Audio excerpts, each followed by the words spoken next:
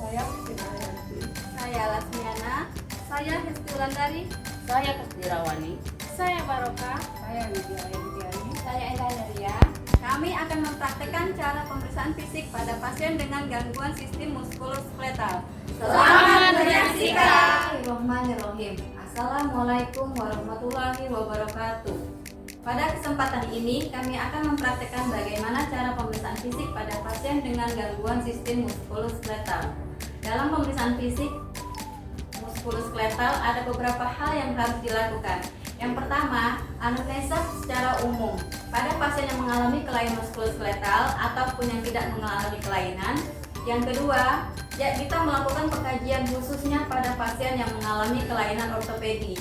Dan yang ketiga, kita melakukan pengkajian sistem muskuloskeletal berdasarkan regional muskuloskeletal. Dan di akhir kita akan melakukan pengkajian berdasarkan rentang gerak, yaitu berdasarkan secara aktif dan secara pasif.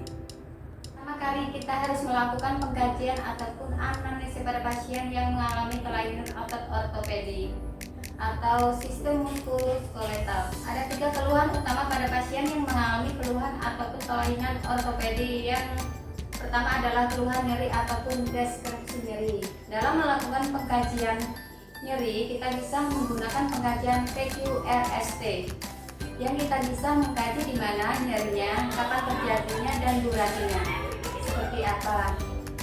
Bisa dibaca lebih lanjut dalam modul yang ada. Yang kedua, kita bisa mengkaji keluhan terkait perubahan bentuk dermovitas, kelainan bentuk atau perubahan bentuk ini.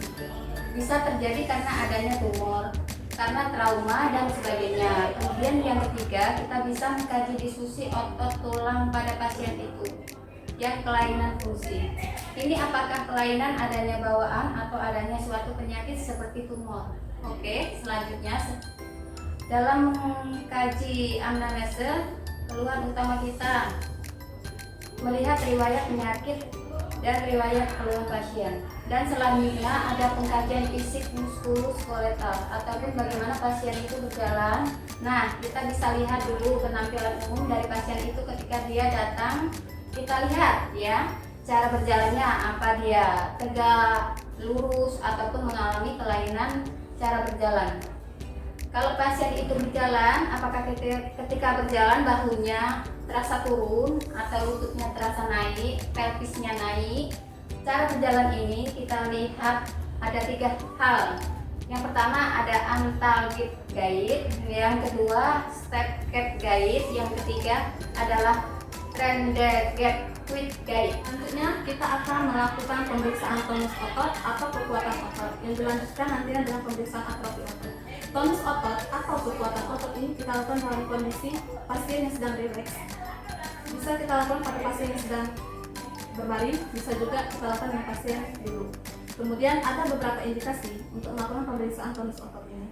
Contohnya ketika pasien yang sudah tirah baring lama, pasien stroke, ataupun kelumpuhan, sehingga pemeriksaan tonus otot ini penting untuk dilakukan. Saya akan mencontohkan atau mendemonstrasikan bagaimana cara melakukan tonus otot ini. Yang pertama, nilai tonus otot ini ada 5, 4, 3, 2, 1, dan 0. Untuk nilai 5, pasien itu bisa melawan gravitasi dan bisa menahan tekanan perawat. Oke, kita demonstrasikan. Baiklah, Ibu, sekarang saya akan menilai tonus otot Ibu. Mohon izin ya Ibu silakan bisa angkat tangannya seperti ini. Nanti lawan tekanan dari saya. Baiklah, pasien bisa melawan tekanan dari perawat. Untuk nilai 4, Ibu bisa angkat tangannya seperti ini. Nanti lawan tekanan dari saya. Oke. Pasien bisa melawan tapi lemah. Untuk nilai ketiga, Ibu bisa angkat tangannya seperti ini. Oke, baiklah, terima kasih Ibu. Untuk ini nilai 3, Ibu tidak bisa mengangkat tangan tapi lemah.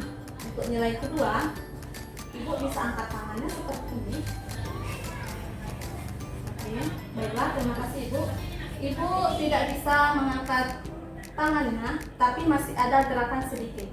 Untuk nilai 1, Ibu bisa angkat tangan Oke, baiklah, terima kasih Ibu.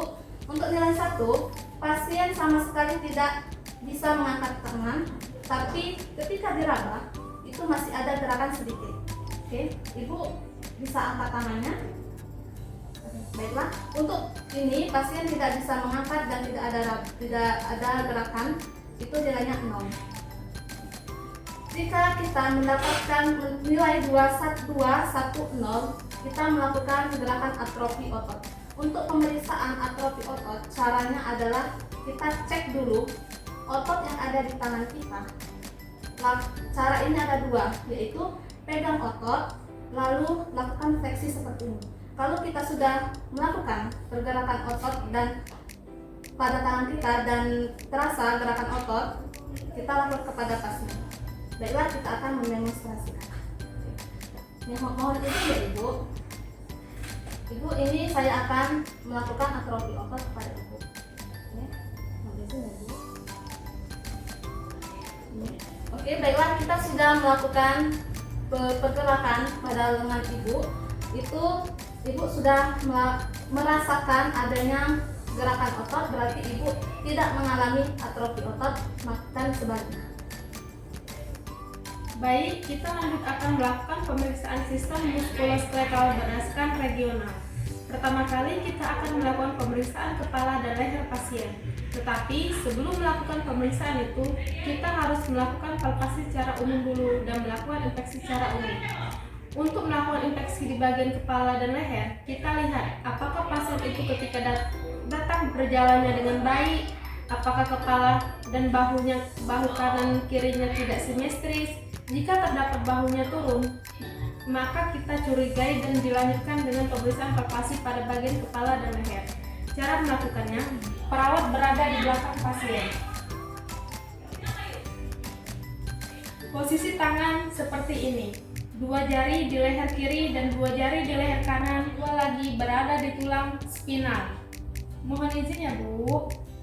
2 jari di leher kiri dan 2 jari lagi di leher kanan. Telusuri apakah ada benjolan atau tidak. Di servikal sampai ke pena jugularis dan 2 jari lainnya berada di bahu. Kita periksa sampai bagian tiroid. Raba apakah ada benjolan atau tidak. Kalau kita rasa ada benjolan, kita lanjutkan ke bagian bahu. Apakah ada benjolan atau tidak. Ada bunyi klik. Kalau sudah tidak ada, kita lanjutkan dengan pemeriksaan bahu kanan dan bahu kiri. Tangan kita pindah ke satu sisi, kemudian kita raba dan lakukan fiksasi, dan satunya lagi kita menekan. Apakah terasa nyeri Bu? Tidak. Selanjutnya kita melakukan di pergelangan tangan. Kita minta pasien untuk mengangkat tangannya, kemudian kita cek apakah ada masalah atau tidak. Lalu kita minta pasien untuk mengangkat tangannya ke samping, ke bawah. Dan ini pemeriksaan ekstremitas bagian atas. Selanjutnya, setelah kita melakukan pemeriksaan palpasi, kita bisa meminta pasien melakukan pergerakan leher. Pergerakan leher itu terdiri dari aduksi, dan rotasi dalam maupun rotasi luar. Baiklah, sebelumnya kita akan melakukan pergerakan di bagian siku dan bagian tangan pasien. Untuk bagian siku, pertama kita lihat dulu apakah ada benjolan. Kita raba palpasi, kita tekan di bagian siku, ternyata tidak ada kelainan. Kita menyuruh pasien untuk menggerakkan tangan ke belakang dan ke depan. Ternyata tidak ada kelainan. Selanjutnya kita kembali ke pergelangan tangan. Kita periksa. Ternyata tidak ada kelainan. Kita suruh menggerakkan lengannya untuk ke depan, ke belakang, ke kiri dan ke kanan. Silakan Bu. Baiklah, ternyata tidak ada kelainan. Selanjutnya pemeriksaan bagian punggung. Apakah pasien mengalami postur kikosis, lordosis, skoliosis, dan libus? Mohon izin ya Bu, sebentar. Kikosis ialah punggung terlalu condong ke depan. lordosis ialah punggung cenderung ke belakang. Nah, skoliosis ialah kita lihat di bahunya turun satu atau tidak. Ini gibus ialah seperti ada punduk, ada benjolan, ada benjolan. Untuk melakukan pemeriksaan ini kita bisa melakukan palpasi, diraba di bagian bahu, otot abdomen. Begini ya Bu ya. Ibu bisa duduk tegak? Ya. Kemudian kita raba sampai ke bagian bawah.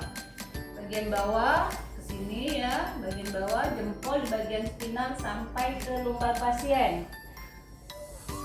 Raba apakah ada benjolan atau terasa nyeri di bagian lumbar. Kita raba. Ini begitupun sebaliknya kita lakukan di bagian depan. Di bagian depan ini, maaf ya Bu, depan sebentar. Ini depan. Dari dada sampai ke abdomen. Kita tekan, suruh ibunya tarik nafas pelan-pelan. Lepas Bu, ya. Hembuskan perlahan, tunjukkan untuk menilai kekuatan otot di bagian abdomen. Baiklah, selanjutnya kita akan melakukan pengukuran dispalpasi, yaitu pengukur untuk melihat kesenjangan antara kaki kanan dan kaki kiri. Untuk mengukur panjangnya kelainan seperti adanya kelainan bentuk seperti femur lebih panjang daripada betis. Di sini pengukuran ada dua cara, yaitu toe length dan wrist length. Toe length yaitu kita mengukur kaki pasien dari sias sampai ke malleolus, dimulai dari angka 0 dan dimulai dari sebelah kanan. Di sini didapatkan nilai hasilnya 29. Begitupun sebaliknya yang sebelah kiri kita mulai dari angka 0 sampai dari sias sampai ke malleolus. Di sini juga didapatkan hasilnya 29, yaitu di sini kita dapatkan hasilnya sama. Selanjutnya kita akan melakukan cara pengukuran dengan cara yang kedua, yaitu apparent length. Apparent length yaitu mengukur dari pusat sampai ke malleolus. Di sini didapatkan hasilnya 33. Begitupun yang sebelah kiri diukur dari pusat sampai ke malleolus. Di sini didapatkan hasilnya 33. Berarti kaki kanan dan kaki kiri didapatkan hasilnya sama.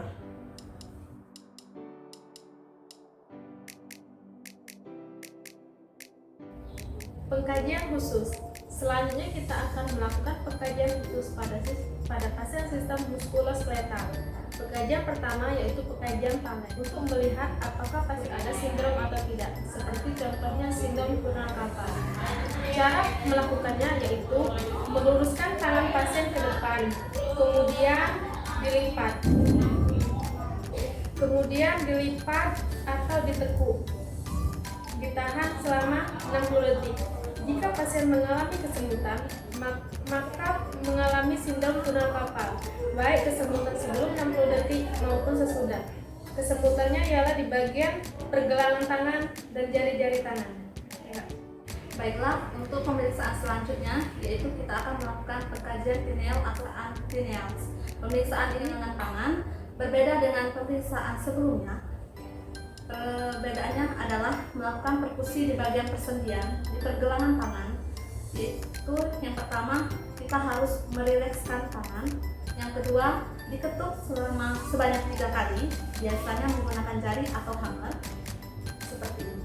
1, 2, 3. Jika mengalami kesemutan, maka disebut dengan pineal positif. Jika tidak kesemutan, maka disebut dengan pineal negatif.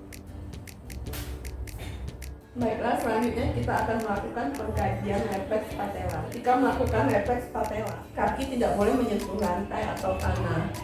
Kaki harus tergantung dan posisi yang rileks. Mengapa harus dengan posisi yang rileks? Karena kalau misalnya tegang, ada otot yang menegang dan itu tidak bisa dilakukan.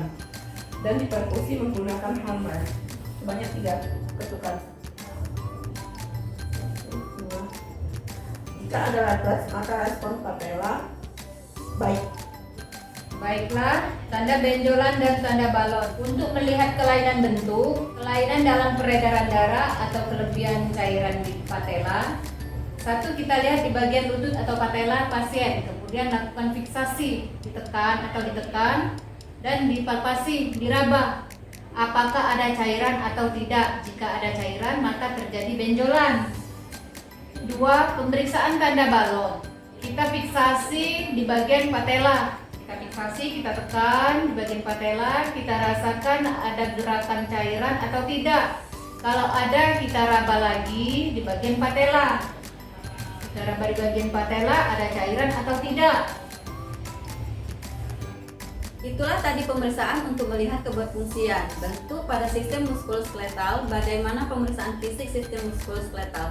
Yang terpenting di sini kita mengingat kembali dari mobilisasi, imobilisasi, dan room. Secara tidak langsung kita telah melakukan pengkajian tentang muskuloskeletal. Kemudian yang terpenting dalam melakukan pemeriksaan sistem muskuloskeletal itu dilakukan berurutan dari inspeksi, palpasi, dan perkusi, dan dari pemeriksaan awal kepala, leher, hingga kaki. Baiklah, inilah demonstrasi bagaimana pemeriksaan fisik pada gangguan sistem muskuloskeletal. Semoga bermanfaat bagi kita semua. Wassalamualaikum warahmatullahi wabarakatuh. Jangan lupa